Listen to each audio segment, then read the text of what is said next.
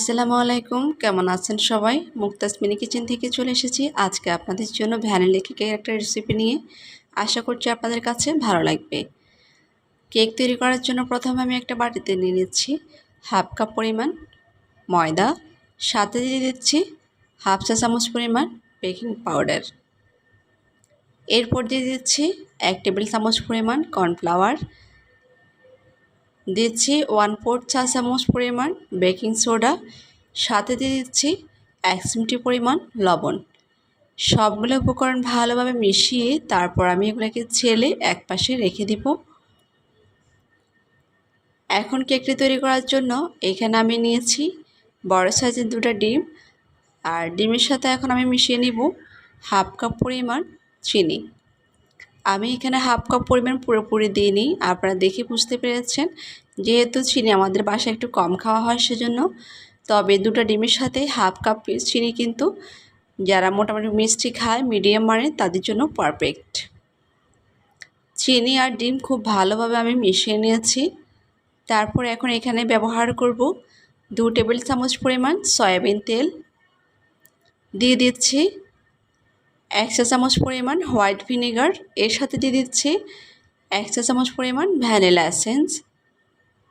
এখন এগুলোকে আবারও মিশিয়ে নিয়ে তারপর আগে থেকে চেলে রাখা শুকনো উপকরণগুলো আমি একটু একটু করে দিয়ে কেকের ব্যাটারটা তৈরি করে নিচ্ছি। তো সবগুলো একসাথে দিয়ে ব্যাটারটা তৈরি না করলে ভালো, একটু একটু করে যখন ব্যাটারটা তৈরি করবেন তখন খুব ভালোভাবে শুকনো উপকরণগুলো ডিমের মিশ্রণের সাথে মিশে যাবে।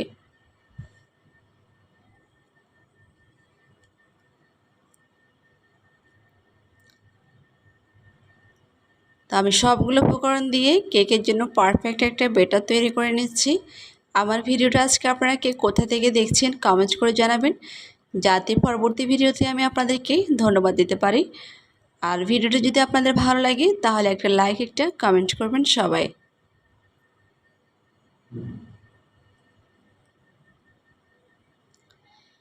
ব্যাটারের ঘনত্বটা ঠিক এরকমই হবে, আমি আপনাদেরকে দেখিয়ে দিচ্ছি।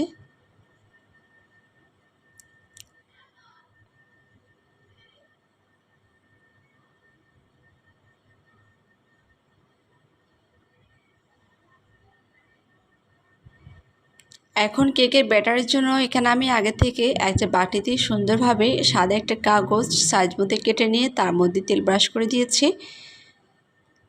কেকের ব্যাটারগুলো এখন এই বাটির মধ্যে ঢেলে দিচ্ছি।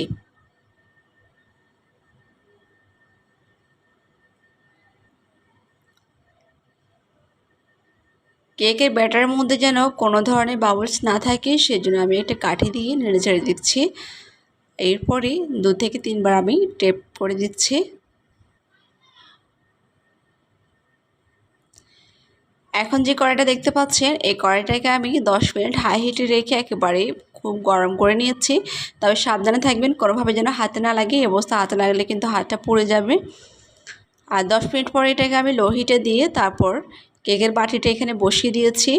তো অনেক ক্ষেত্রে দেখা গেছে কারো 40 মিনিটের মতো লাগে, কারো আবার 45 মিনিটের মতো লাগে।